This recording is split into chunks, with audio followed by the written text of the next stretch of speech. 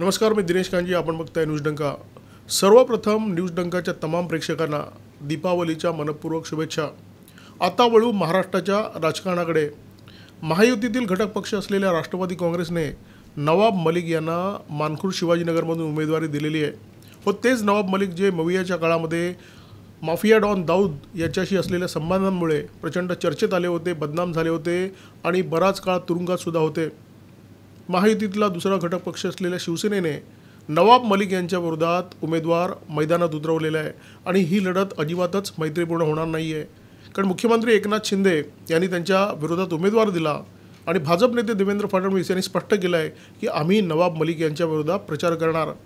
भाजपचे अन्य नेते ज्याच्यामध्ये आशिष शेलार आहेत, अतुल भातखळकर आहेत, त्यांनीसुद्धा आम्ही नवाब मलिक यांच्या विरोधात प्रचार करणार अशी स्पष्टोक्ती केलेली आहे. युती आघाडीचं जेव्हा राजकारण असतं तेव्हा अनेकदा असं होतं की दुसऱ्याची घाण आपल्या पदरात येण्याची शक्यता असते. परंतु भाजप नेते देवेंद्र फडणवीस यांनी स्पष्ट केलेलं आहे की आम्ही दुसऱ्याची घाण स्वीकारणार नाही. देवेंद्र फडणवीस यांनी एक प्रकारे मानखुर्द पॅटर्नची घोषणा केलेली आहे. आपल्याला आठवत असेल की लोकसभा निवडणुकीमध्ये सांगली पॅटर्न जबरदस्त गाजलेला, विधानसभा निवडणुकांमध्ये मानखुर्द पॅटर्न गाजण्याची शक्यता आहे आणि या पॅटर्नमुळे महायुतीतल्या हिंदुत्ववादी कार्यकर्त्यांना बळ मिळण्याची शक्यता आहे. लोकसभा निवडणुकीमध्ये वोट जिहादचा फटका महायुतीतल्या हिंदुत्ववादी पक्षांना बसला. अजित पवार यांनासुद्धा तो बसला. महायुतीच्या नेत्यांनी यातून धडा घेतला आणि उघडपणे ते वोट जिहादच्या विरोधात बोलायला लागले. आज मुख्यमंत्री एकनाथ शिंदे, उपमुख्यमंत्री देवेंद्र फडणवीस हे दोन्ही हिंदुत्ववादी नेते वोट जिहादच्या विरोधात स्पष्टपणे भूमिका मांडताना दिसत आहेत आणि यामुळे महायुतीतले जे हिंदुत्ववादी कार्यकर्ते आहेत त्यांना बळ मिळालं आहे, ऊर्जा मिळाली आहे. मतदारांमध्ये सुद्धा एक चांगला मेसेज गेलेला आहे आणि यातून एक चांगल्या वातावरणाची निर्मिती होत असताना अचानक दुधात माशी पडावी तसं काहीतरी झालं. नवाब मलिक आणि त्यांची कन्या सना मलिक या दोघांनाही राष्ट्रवादी काँग्रेसतर्फे उमेदवार जाहीर करण्यात आलं. नवाब मलिक यांना मानखुर्द शिवाजीनगर आणि सना मलिक यांना अणुशक्तीनगर इथून उमेदवारी देण्यात आलेली आहे आणि त्याच्यामुळे महायुतीमध्ये थोडासा बेबनाव निर्माण झालेला आहे. महायुतीच्या काळामध्ये सकाळी 9चा भोंगा प्रसिद्ध आहे.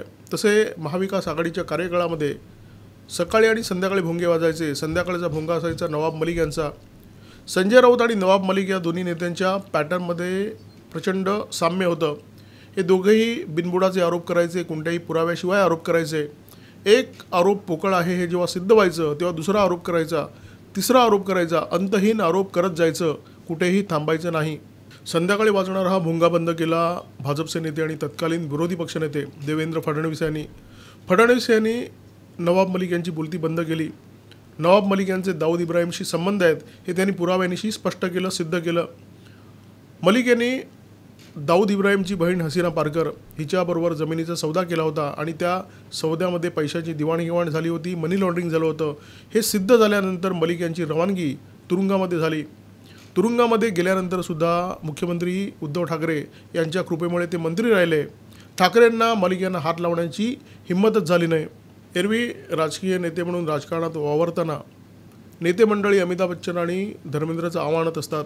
परंतु एखाद्या आरोपाच्या खाली अटक झाल्यानंतर ही मंडळी जेव्हा तुरुंगात जातात तेव्हा अचानक ही मंडळी आजारी पडतात, प्रचंड आजारी पडतात. त्यांची रवानगी हॉस्पिटलमध्ये होते. मग जामिनासाठी अर्ज करण्यात येतो आजारपणाच्या कारणासाठी. मलिकसुद्धा असेच बाहेर आले. आजारपणाच्या कारणासाठी न्यायालयाने त्यांना जामीन दिला आणि जेव्हा ते जामिनावर बाहेर आले तेव्हा राष्ट्रवादी काँग्रेसची दोन शकलं झाली होती. या प्रश्नाची चर्चा होती की मलिक आता कुणासोबत जाणार, अजित पवारांच्या सोबत की शरद पवारांच्या सोबत. मलिक यांनी या प्रश्नाचं अत्यंत सावध उत्तर दिलं. ते असं म्हणाले की मी राष्ट्रवादी काँग्रेसच्या सोबतच राहणार आणि तेव्हाच स्पष्ट झालं होतं की मलिक हे अजित पवार यांच्यासोबत जाणार. कारण निवडणूक आयोगाने अजित पवारांच्या पक्षालाच अधिकृत राष्ट्रवादी काँग्रेस म्हणून मान्यता दिली होती आणि इथूनच अजित पवार यांचा राष्ट्रवादी काँग्रेस पक्ष आणि भाजपा शिवसेना यांच्यामध्ये धुसफूस सुरू झाली. धुसफुशीचं कारण नवाब मलिक होते आणि आता तर अजित पवारांनी कहर केला आहे. नवाब मलिक यांनासुद्धा तिकीट दिलं, त्यांच्या कन्येलासुद्धा तिकीट दिलं. ठीक आहे, त्यांच्या कन्येला तिकीट देण्यामध्ये कोणी काही आक्षेप घेण्याचं कारण नाही आहे.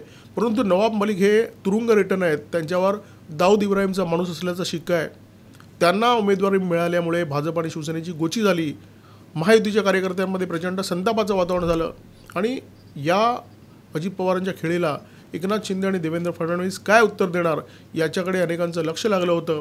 आणि अशा वातावरणामध्ये एकनाथ शिंदे यांनी सुरेश पाटील, जे बुलेट पाटील या नावाने सुद्धा प्रसिद्ध आहेत, त्यांची उमेदवारी जाहीर केली आणि महायुतीमध्ये जी धुसफूस होती ती चव्हाट्यावर आली.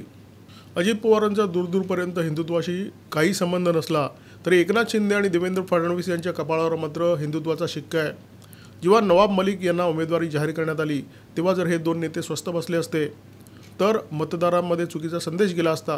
कारण एका बाजूला हे नेते बोट जिहादचा मुद्दा उपस्थित करत होते, बटेंगे तो कटेंगे अशा प्रकारचा प्रचार करत होते आणि अशा वातावरणामध्ये दाऊदशी संबंध असलेला एखादा माणूस जो तुमच्या महायुतीच्या सोबत आहे त्याला जर तिकीट मिळतं तर निश्चितपणे तुमचा मतदार दुखावला जाणार, तुमचे हिंदुत्ववादी कार्यकर्ते दुखावले जाणार।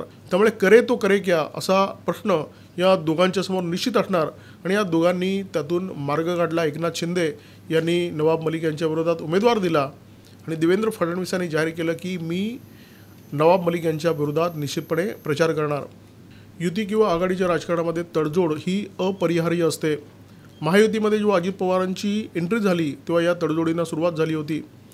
नवाब मलिक यांना जेव्हा अजित पवारांनी उमेदवारी दिली तेव्हा जर एकनाथ शिंदे आणि देवेंद्र फडणवीस गप्प बसले असते तर त्याचा फटका महायुतीला या विधानसभा निवडणुकीमध्ये निश्चितपणे बसला असता। परंतु भाजप नेते देवेंद्र फडणवीस, आशिष शेलार, अतुल भातखळकर अशा तमाम नेत्यांनी एकमुखाने सांगितलं, डंके की चोट पर सांगितलं की कोणत्याही परिस्थितीत नवाब मलिक यांना समर्थन नाही, आम्ही त्यांच्या विरोधात प्रचार करणार, आम्ही सुरेश पाटील यांचा प्रचार करणार, त्यांना विजयी करण्यासाठी त्यांचा प्रचार करणार। ही बाब मतदारांना सुखावणारी होती। कोणत्याही परिस्थितीत भाजपने वैचारिक तडजोड केली नाही किंवा भाजप वैचारिक तडजोड करणार नाही अशा प्रकारचे संकेत या घटनेमुळे मतदारांपर्यंत गेलेले आहेत। एक गोष्ट निश्चितपणे आहे, मी आधी सांगितल्याप्रमाणे लोकसभा निवडणुकीमध्ये सांगली पॅटर्न प्रचंड गाजला, तसा विधानसभा निवडणुकीमध्ये हा मानखुर्द पॅटर्न गाजण्याची शक्यता आहे। या पॅटर्नचा फटका फक्त नवाब मलिक आणि त्यांच्या कन्येला बसतो आहे की त्याचा फटका नवाब मलिक यांच्यासारखी प्रतिमा असलेल्या अन्य नेत्यांनासुद्धा बसतो आहे। त्याचा फटका अशा उमेदवारांनासुद्धा बसणार आहे का जे पक्षापक्षातून भाजपमध्ये आलेले आहेत, जे भाजपला चराऊ कुरण समजतात, जे फक्त दलाली करण्यासाठी सत्तेच्या सोबत आहेत। असेच एक उमेदवार अंधेरी पूर्वमध्ये शिवसेनेने जाहीर केलेले आहेत। हे उमेदवार भाजपकडून शिवसेनेने आयात केलेले आहेत। उमेदवाराचं नाव आहे मुर्जी पटेल। मुर्जी पटेल यांचं जातीच्या प्रमाणपत्राचं जे प्रकरण आहे ते प्रचंड गाजलं होतं। कोर्टामध्ये अनेक वर्ष त्याच्यावर सुनावणीसुद्धा झाली होती। SRAच्या भ्रष्टाचाराशी सुद्धा मुर्जी पटेल यांचा संबंध आहे।